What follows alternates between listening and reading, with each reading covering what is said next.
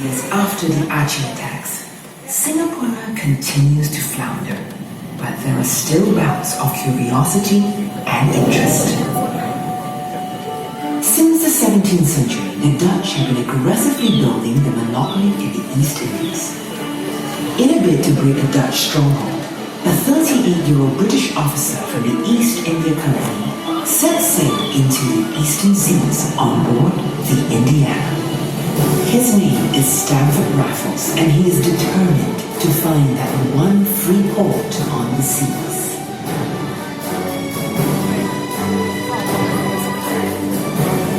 Captain Dan Ross from one of the survey ships suggests Singapore as a possible base. Raffles decides to take a look at this seemingly unappealing island. Accompanying Raffles is Major William Farquhar, who will turn out to be a key player in the events that follow. On 28 January 1819, Raffles and Farquhar set foot on the island and established ties with Abdullah, the Temenggong.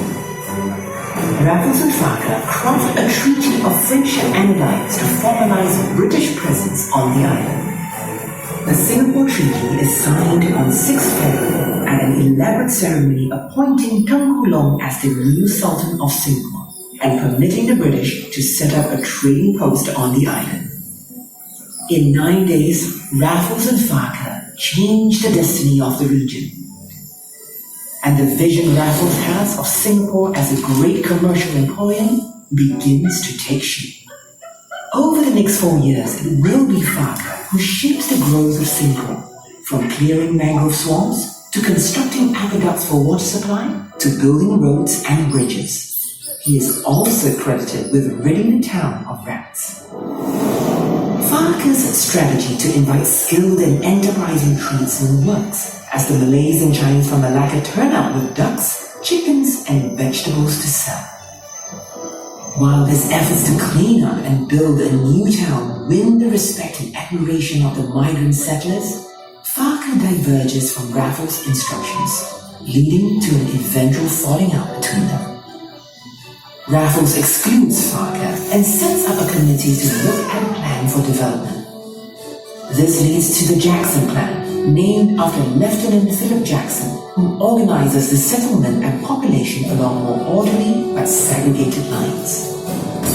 With the signing of the Anglo-Dutch Treaty in 1824, the Dutch give up their claims to Singapore. Singapore grows exponentially as a free port. Ships come from near and far, bringing wave upon wave of traders, explorers, and settlers. Singapore becomes a vibrant marketplace with peoples from everywhere. Inhabitants of the Malay world, the Boyanese, Minangkabaus, Javanese, and Bugis arrive alongside the Arabs, Armenians, Jews, South and North Indians, Chinese, Scottish, and the English. In Chinatown, merchants Tan Tock Seng and Sia Yu Chin work alongside Syed Omar Al-Junaid. Narayana Pilay's construction firm builds Chinese offices and homes. British traders Alexander Guthrie and Edward Brewster work with Chinese and Parsi businessmen, while Tan Kim Cheng, the elder son of Tan Tock Seng, works for Guthrie's firm.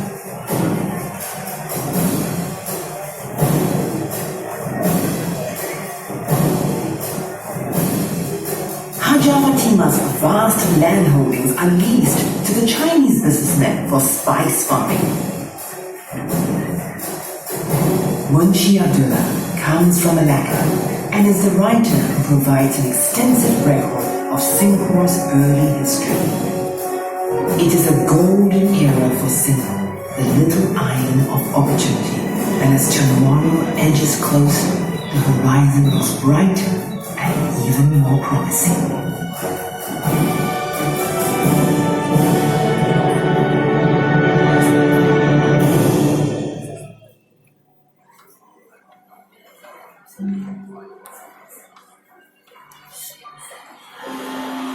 The new diagram is is not just a war vessel that helps fight piracy, she is also a symbol of change. Steam engines lead the way for Singapore's age of industrialization and modernity. And when the Suez Canal opens, everything kicks into high gear. Singapore's links to the world get stronger, and connectivity and communication more important. Newspapers begin to flourish.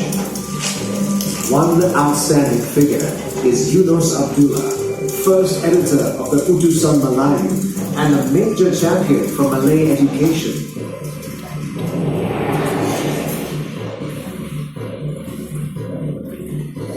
In 1923, the causeway opens, bringing a new surge of trade from Malaya. By the time train services start, Singapore stays as an important hub in the sea.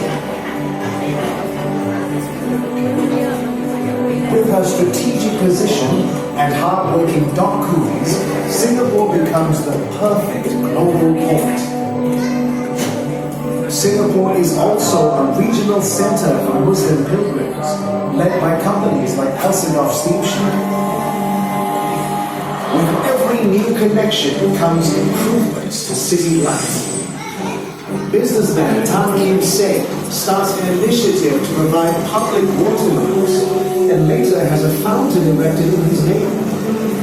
People come from all over, adding their unique cultures to the melting pot. It's a dynamic era for diversity.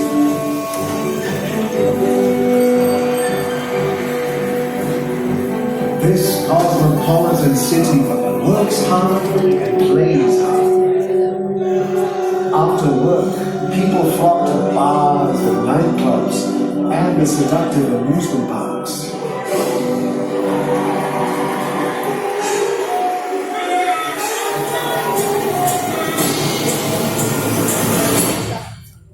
But beneath the shimmer and shine lurk darkness and disquiet.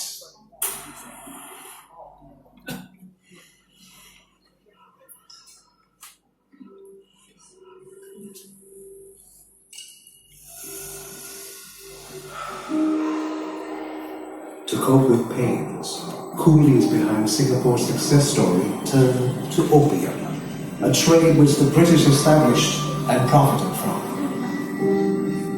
In a bid to help opium addicts, Dr. Lim Boon Keng, an English-educated Straits Chinese leader, starts a rehabilitation center. But the working classes face other social problems: prostitution, gambling, malnutrition, and poor sanitation, prompting businessman Tan Jiang Kim to open a medical school. Also attempting to improve conditions is William Pickering, protector of the Chinese. But challenges remain. In 1876, a new, safer remittance scheme breaks the Chinese Tauke's monopoly.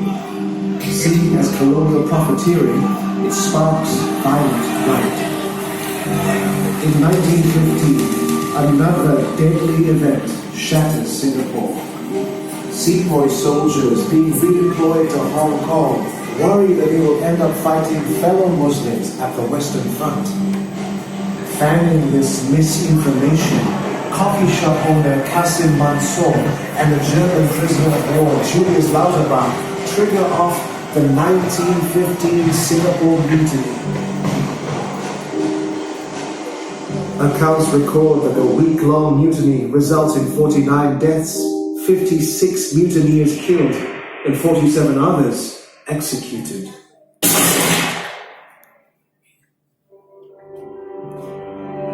Even as the Japanese threat loomed abroad, public anxiety is quickly abated when the British dispatch 2 warships to Singapore.